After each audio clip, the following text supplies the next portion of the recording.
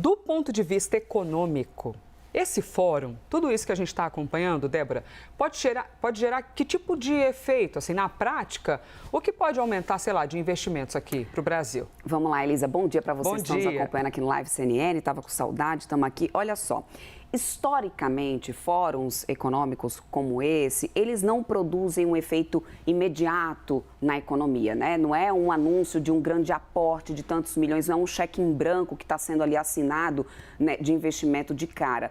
Mas eles trazem um gatilho importante do ponto de vista de diplomacia. É por isso que, inclusive, foi muito questionado lá em Davos, Elisa, a falta ou a não presença de líderes ou de representantes, né, numa forma maior e mais significativa, lá no Fórum Econômico Mundial em Davos. Porque são em eventos como esses, em que agendas são alinhadas, em que expectativas são alinhadas e que consensos são construídos e que acordos de facilitação são assinados. E é aí onde mora a grande expectativa nesse momento. Porque para o investidor, o que é importante ter? Previsibilidade. Então, se a gente tem a previsibilidade que aquele país está alinhando expectativas com outro país e que vai abrir comércio ali de alguma forma, o mercado já começa a comprar isso, já começa a investir olhando para essa previsão. O que está previsto acontecer? Está previsto acontecer do Brasil assinar um acordo de cooperação, de facilitação de investimento com o Panamá.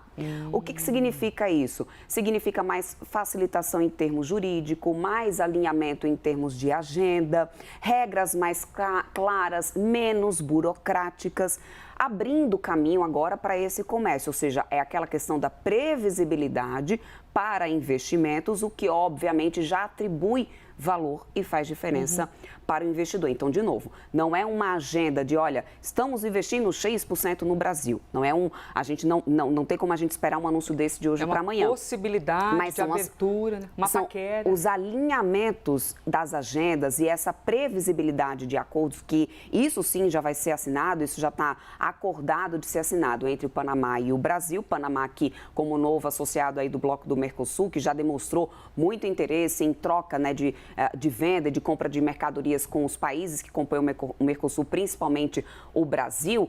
E isso sim é muito importante, é uma sinalização muito importante. A presença do presidente Lula nesse momento para esse tipo de agenda é por demais importante. E não só isso, tá, Elisa? Eu volto um pouquinho atrás no que aconteceu, por exemplo, ontem.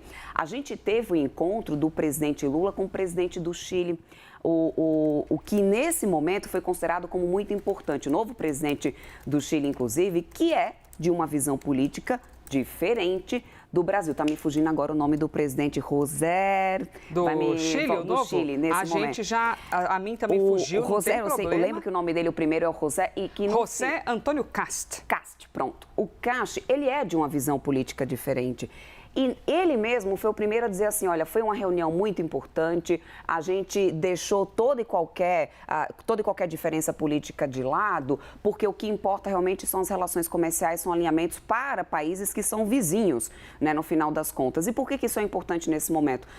Se a gente pegar o lado político da história, o presidente Lula, em termos de liderança, vem perdendo espaço diante de um avanço da direita em todo o bloco, em toda a América do Sul. E a gente ter esse tipo de alinhamento comercial, deixando de lado qualquer tipo de ideologia política, é uma sinalização muito importante. Então, ontem a gente já teve esse avanço, esse encontro que era esperado, foi o primeiro que aconteceu, né, entre os dois líderes e que, portanto, a gente ainda deve ter resultado, olhando, né, primeiramente por esse lado político, resultados aí interessantes a nível de médio prazo para o Brasil, economicamente falando. Então, é uma presença importante, Elisa, e não à toa, por isso foi muito questionado a ausência de mais líderes, inclusive do próprio presidente Lula lá em Davos. O que historicamente também já acontece, até porque nessa gestão, e é uma visão que a gente sabe que existe, em Davos não é um local onde que se alinha muito em termos políticos e de pautas econômicas, pelo menos na visão da gestão, né? Então não seria tão produtivo assim, por isso a não presença mais significativa de líderes por parte do governo lá em Davos na semana passada, e a gente está vendo agora lá no Fórum no Panamá.